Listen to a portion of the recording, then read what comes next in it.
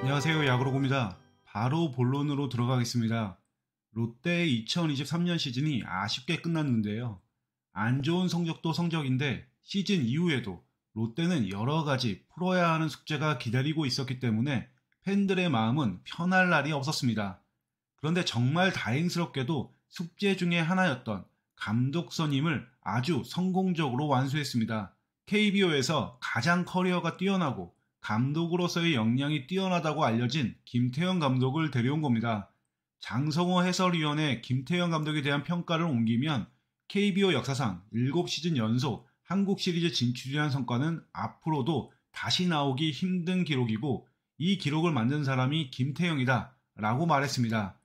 롯데는 감독 선임이라는 어려운 문제를 아주 잘 풀어냈거든요. 한시름 놓나 싶었는데 이번에는 FA가 기다리고 있습니다.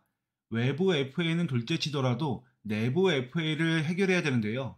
김태형 감독이 공식 취임식에서 내부 FA를 잡아달라고 대표이사에게 요청했다고 밝혔을 정도로 내부 FA는 롯데에게 있어서 반드시 잡아야 하는 선수입니다.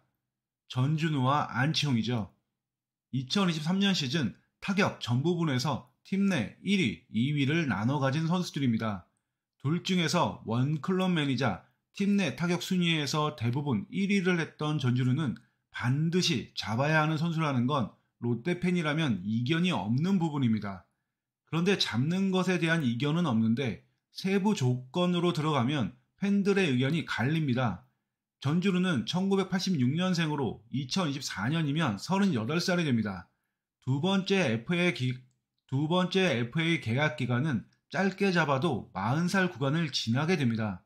그리고 전준우는 지속적으로 제기된 수비력 문제로 인해서 외야수 수비를 대폭 줄여가고 있는 과정으로 2023년에는 좌익수 출장이 겨우 44경기에 불과했기 때문에 지명타자로 분류해야 되는 상황입니다. 그럼에도 팬들에게 큰 사랑을 받고 있는 선수고 팀 충성도도 높은 원클레맨에다가 2023년 시즌 팀에서 가장 잘 친 전준우이기 때문에 몸값 책정이 정말 까다로운 겁니다. 어느 쪽에 포인트를 맞추느냐에 따라서 전준우의 몸값에 대한 크기가 달라지는데요. 비슷한 나이에 FA 자격을 취득해서 계약에 성공했던 선수들 몇 가지 사례를 보면서 예상해 보겠습니다. 가장 먼저 유한준입니다. 마지막 FA 기간을 39살에서 40살, 2년, 총액 20억에 계약을 했는데요. FA 계약 직전에도 아주 좋은 활약을 했고 2년간의 FA 계약 기간 동안에도 아주 훌륭한 활약을 했습니다. 다음으로는 이대호입니다. 2021년과 2022년까지 2년 총액 26억에 계약을 했는데 39살에서 40살 구간이었습니다. 이대호의 경우에는 길게 설명할 필요가 없을 정도로 아주 꾸준한 활약을 해줬습니다. 유한준과 이대호의 예에서 보듯이 지명타자의 경우 빼어난 스탯을 찍어도 40살 언저리, 그러니까 선수 생활에 황혼 구간의 FA 계약을 맺은 경우에는 연평균 10억 정도의 계약을 맺었다는 것을 확인할 수 있습니다. 그리고 계약 기간은 2년이었고요. 이들의 계약에 비춰보면 전준우의 계약도 어느 정도 윤곽이 나옵니다. 계약 기간은 전준우의 40살까지, 그러니까 맥시멈 3년이고 총 금액은 연평균 10억으로 하는 겁니다. 물론 기간 3년을 통보장을 해줄 수도 있고 2+1의 형태로도 가능하고요.